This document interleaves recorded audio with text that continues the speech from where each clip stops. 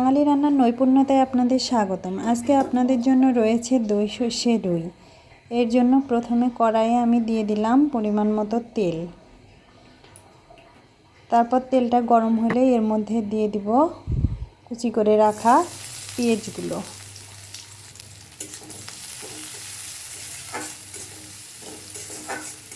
পেঁয়াজগুলো একটু ভেজে নিতে হবে।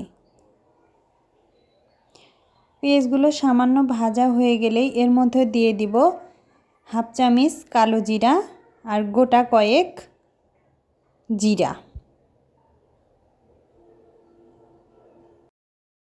পেঁয়াজের সাথে জিরা এবং কালো জিরাটাকে ভালোভাবে ভেজে নেব।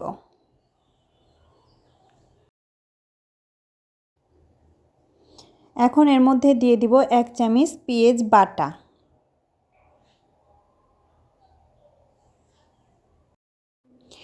পেঁয়াজ বাটাটাকে এর সাথে মিশিয়ে নেওয়া হয়ে গেলে এর মধ্যে দিয়ে দিব 1 চামচ রসুন বাটা। দিব আদা বাটা 1 চামচ। পেঁয়াজ রসুন আদা বাটাগুলোকে পেঁয়াজ কুচিগুলোর সাথে ভালোভাবে ভেজে নিব। একটু লাল লাল করে ভেজে নিতে হবে, যাতে পেঁয়াজ রসুনের যে কাঁচা গন্ধ ওইটা না থাকে।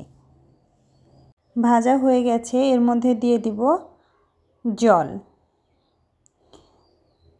এখন এর মধ্যে দিয়ে দিব বেটে রাখা মশলাগুলো। আমি আগে থেকেই 2 চামচ সরিষা বেটে রেখেছিলাম, সাথে 1 চামচ জিরার গুঁড়ি আর 2 চামচ ধনিয়ার পাতা বাটা। মশলাগুলো দিয়ে ভালোভাবে কষিয়ে নিব।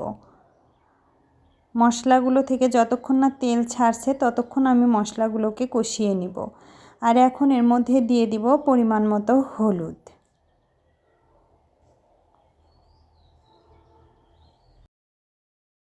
হলুদটাকে মশলাগুলোর সাথে মিশিয়ে নিতে হবে।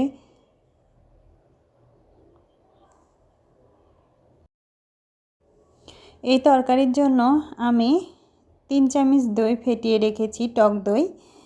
দইটা আমি মশলার তেল ছাড়া শুরু করলে দিয়ে দিব। দইটা দিয়ে ভালোভাবে নেড়েচেড়ে দিব। আর চুলার আঁচটা লো ফ্লেমে দিতে হবে, কারণ তাছাড়া টক দই কেটে যায়। দিয়ে ভালোভাবে কষিয়ে নিব দইটা।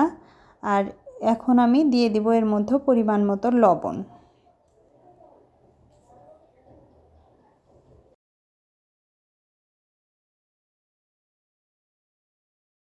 মশলা কষানো শেষ। এখন এর মধ্যে ঝোলের জন্য দিব জল।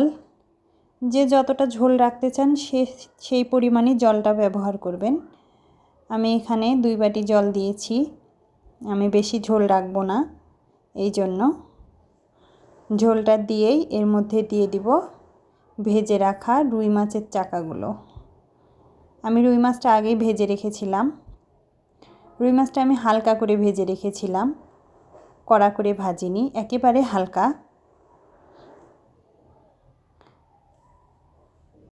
অনেক কম সময়ে রান্নাটা করে নেওয়া যায়।